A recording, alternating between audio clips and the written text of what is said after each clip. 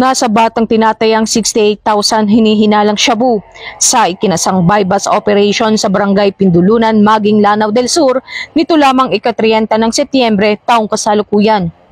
Kinilala ni Police Colonel Robert Isdaculan, Provincial Director ng Lanao del Sur PPO, ang suspect na si alias Tonton, 37 anyos, na residente ng naturang lugar.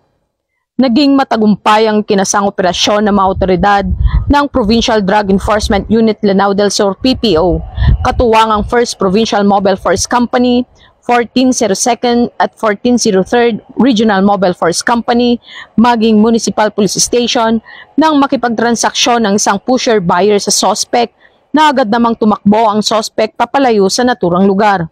Na-recover mula sa insidente ang dalawang heat-sealed transparent plastic sachet na pinaghihinalaang shabu na tinatayang nagkakahalagang 68,000 at kasalukuyang nasa pangangalaga ng Lanao del Sur PPO para sa dokumentasyon at tamang disposisyon.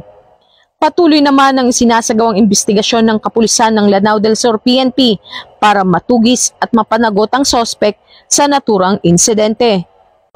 Mula rito sa rehiyon ng Bangsamoro, ako ang iyong Police News Network Correspondent, Patrolwoman Maria Señora Agbuya, alagad ng batas, taga-taguyod ng Balitang Pulis.